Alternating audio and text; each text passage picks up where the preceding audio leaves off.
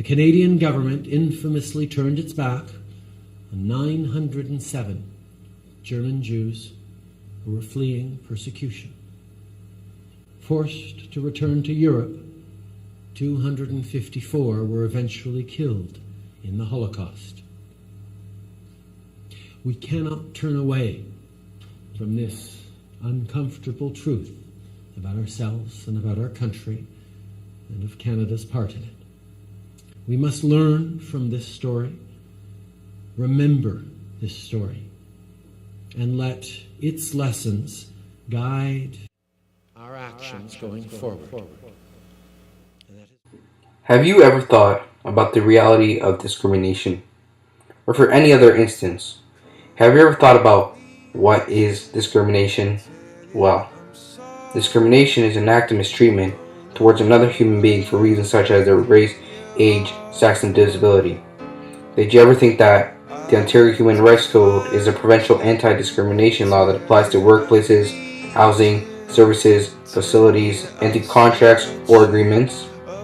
Did you ever realize that there's forms of discrimination? For example, direct discrimination, which is when under similar circumstances, when a person with a protected characteristic is treated less favorably than others. For example, you work as a cleaner for a small cleaning company, you have a new manager who's treating you badly. All the other cleaners are always allowed to leave earlier than you. She makes you do more work than the others. She tells you off when you can't do your work in the same time as the others, even though they have much less work to do. You think it's because you're black, as all the other cleaners are white. If the reason you're being treated unfairly is because of your race, it's direct discrimination, and you can take action against your employer. Now, indirect discrimination is if there's a rule or policy in the workplace that puts you at disadvantage as compared to others. For example, a health club only accepts customers who are on an electoral register.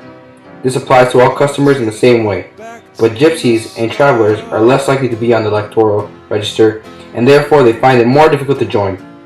This could be indirect discrimination against gypsies and travelers because of the protected characteristic of race.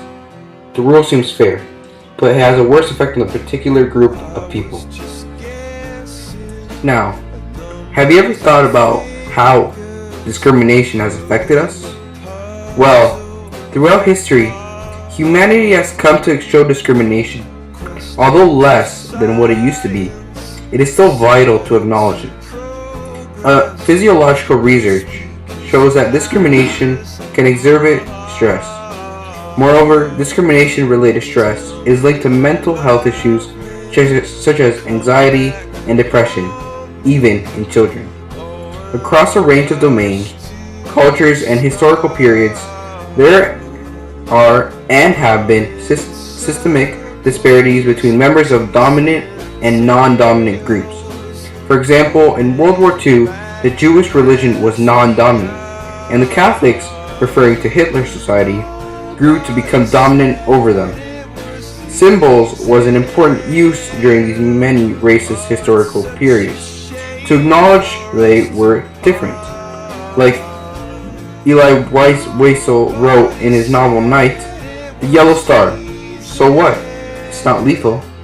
He emphasized the innocence these non-dominant groups had and the systematic problems that further occurred.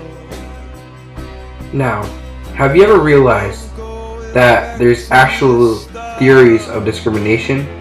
Well, the social identity perspective theory holds that group members are motivated to protect their self-esteem and achieve a positive and distinct social identity. This drive for a positive social identity can result in discrimination, which is expressed as either direct harm to the outgroup or more commonly and spontaneously as giving preferential treatment to the in-group, a phenomenon known as in-group bias. That was when I began to hate them, and my hatred remains our only link today. They were our first oppressors. They were the first faces of hell and death. An extremely powerful quote from Knight that shows the use of social identity perspective theory. As a community, we should acknowledge our harsh history of our past brothers and sisters. We must need to realize that what happened before must not happen now, And for that to happen, we must reconcile. The discrimination that we see must be stopped, and only you and everyone else can stop that. God is testing us, Eli Wilson wrote, and yet again he tests us now. We must recognize our sins, human weakness, and conflict as journey to become better humans and closer to God.